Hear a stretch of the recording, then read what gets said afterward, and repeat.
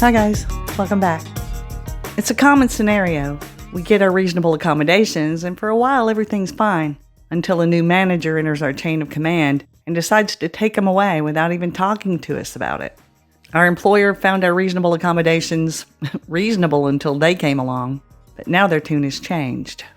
Taking away an effective reasonable accommodation without engaging in an interactive dialogue with us about it is illegal. Now, a lot of you have asked me about case law that supports that. So today, I want to share a case with you. And I also want to share some things you might try if you find yourself in a situation like this.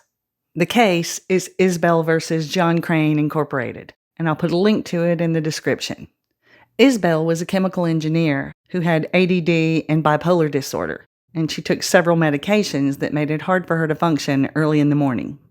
Like so many of us, she was a high performer. So her supervisor said that as long as she was able to get her job done and maintain regular attendance, that he didn't have a problem with her working later hours. So he let her work a 10 a.m. to 6 p.m. shift. Eventually, that supervisor left, and the next supervisor was actually okay with her schedule too. But the third supervisor who came in wasn't. He decided that he wanted everybody working an 8 to 4:30 shift, no exceptions. ISBELL had a really hard time getting to work by 8 a.m., so she started racking up penalties for being late. And even when she did manage to get there on time, it was really hard for her to brain that early in the morning, so the quality of her work suffered as well. ISBELL requested reasonable accommodation all over again, only this time the process didn't work because her new supervisor refused to consider her medical needs or even her legal rights. Without reasonable accommodation, ISBELL continued to flounder, and she was eventually terminated. She claimed discrimination on the basis of disability and gender, and also retaliation. She was awarded summary judgment on her disability discrimination claim.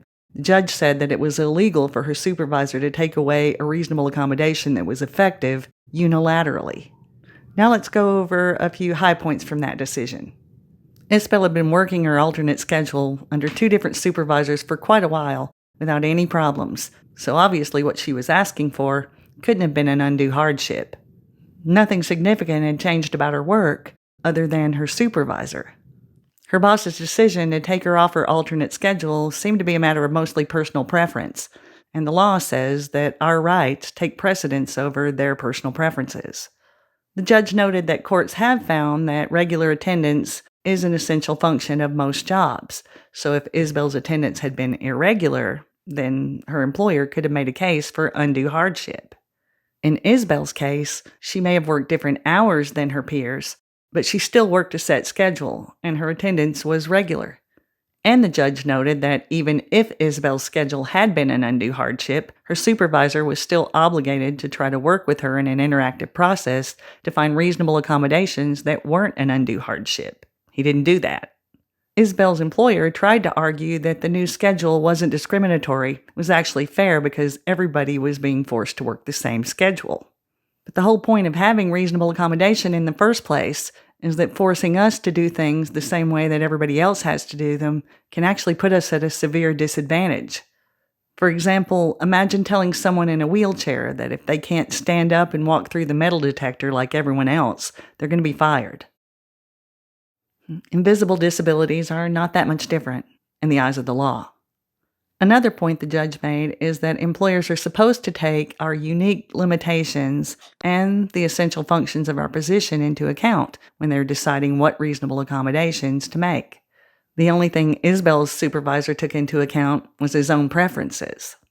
Incidentally, my boss made that same mistake, and it worked out in my favor as well. Now, if you're in a similar situation right now where a reasonable accommodation that was working has been taken away from you, there are a few things you can try. These things may or may not help you get your reasonable accommodations back, but at the very least, they're going to help you document your case. If you've been around the channel a while, you know that I'm a big believer in email and asking questions. The first thing I'd do is email the manager in question and set up a meeting. And in that meeting, I'd ask them questions like, can you help me understand why you're taking these accommodations away? And what are you prepared to offer me instead? And while we're working this out, what kind of interim accommodations are available to me? And I'd follow that up with an email. Here are my notes from our meeting this afternoon. Please look them over and let me know if you have any corrections. How they respond to that email should tell you if they're capable of acting in good faith. If they go ahead and open an interactive dialogue with you, well, then that's a good sign. If they double down or escalate, well, it's time to move up the chain of command. Next, I go to the diversity office, or HR, depending on how your organization works. In the first meeting, I just tell them what happened, the broad strokes, and ask for their help in working out a resolution with the manager in question. If they're acting in good faith, they're going to try to do just that, work out a resolution. And if they're not, then they'll probably be more concerned with finding out what evidence you have and trying to prove you wrong. And again, always follow up every meeting you have with them in writing. I made that a habit as I went through the process. And after that initial meeting, I suggest following up in writing on a weekly basis at least, just to see how things are moving. Here's an example. In our meeting on such and such date, you assured me that you'd help me resolve my request to continue the reasonable accommodations that I've had since whatever date you got them. I'm just checking in to see what progress you've made and what your plans are from here. Can you please give me some idea of when I can expect a resolution? And by the way, since my need for reasonable accommodation is still urgent, is there anything you can do for me in the interim? You can keep that going through the whole process. I did. For example, if they come back to you and tell you that those accommodations are an undue hardship because they create a disruption to the workflow, for example, you can question what kind of disruptions it causes. Reasonable questions asked in a reasonable way in writing can work miracles. And even if it doesn't solve your problem, it will at least document what's happening so that when you get to EEOC, you'll be able to prove your case. I'll see you guys in the next one. Till then, take care and hang in.